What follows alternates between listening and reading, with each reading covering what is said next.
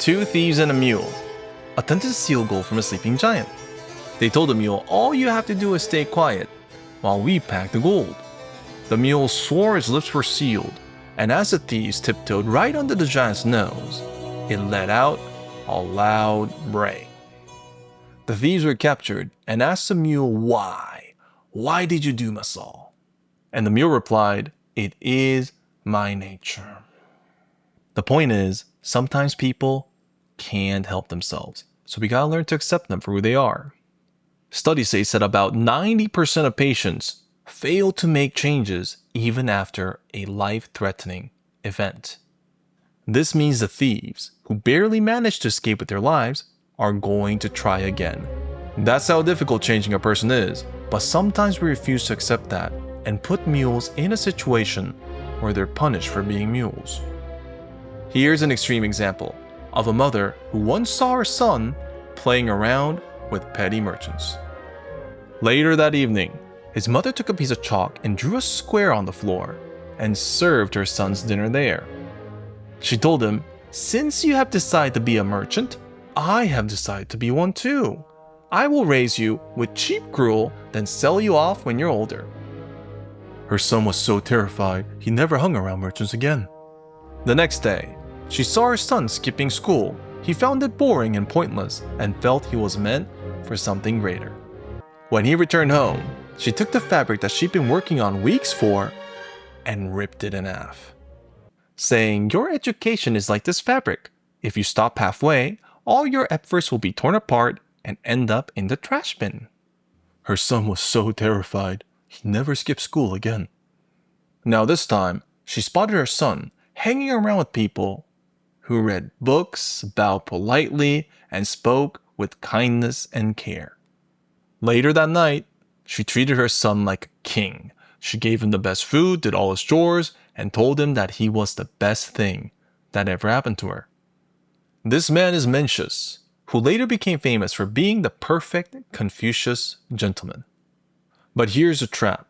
When he grew up, his standards were so high, nobody could meet them. So instead of achieving greatness, he spent most of his time arguing with kings, mainly exposing how wrong they were, and kings did not like looking like fools in front of their own court. The point is, if you raise a child to be perfect, they'll soon find the world to be a very strange place.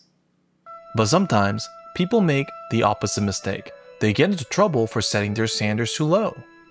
And here's one of the strangest tales that'll help us understand exactly why. Frogs once lived happily on the surface, until they realized they were quite small and steppable. A solution was needed and reached. Dig deep, the first frog said. Nothing will be bigger than us there. Thus the frogs dug a well and lived happily ever after. After that, the children of the frogs lived happily in the well until they realized they were quite small and steppable. Dig deep, the second frog said. Nothing will be bigger than us there. The children of the frogs dug the well and lived happily ever after. And after and after. The point is, the frogs kept digging so much, they forgot they lost the sky, the grass, the rain, and the world. That's why Taoist monks emphasize the importance of balance. Don't set your standards so high that it's impossible to reach, and don't set them so low that you can never see the sun. And here's someone who learned how to balance his standards just right while dealing with one of the most dangerous jobs in the world.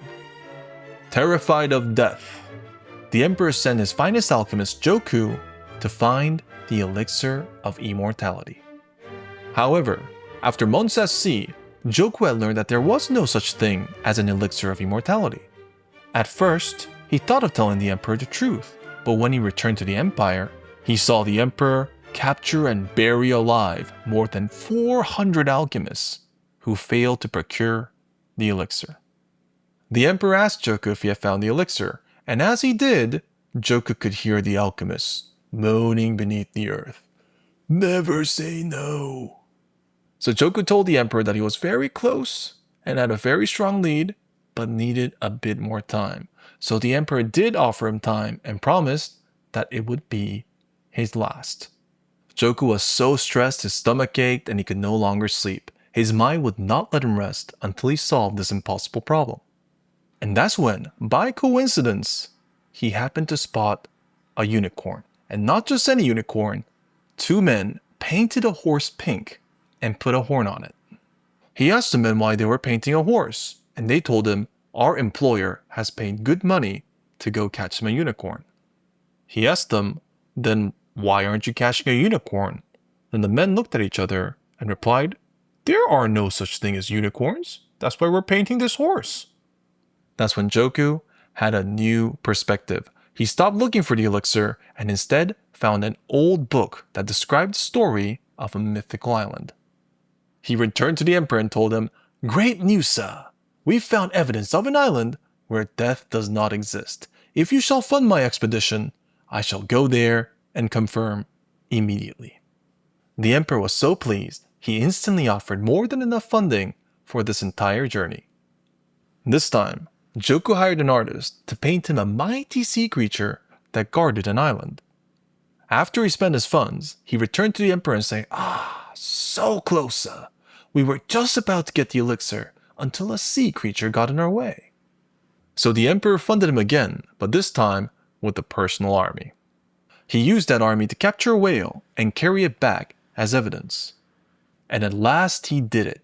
He finally found a blind spot in the map where he could run away and the empire could never find.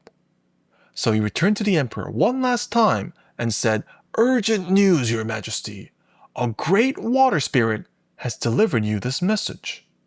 If you wish the elixir of immortality, you must tribute good youths, 3,000 obedient ones that never ask any questions, alongside with the magnificent tribute of gold, silver, and other rare luxuries."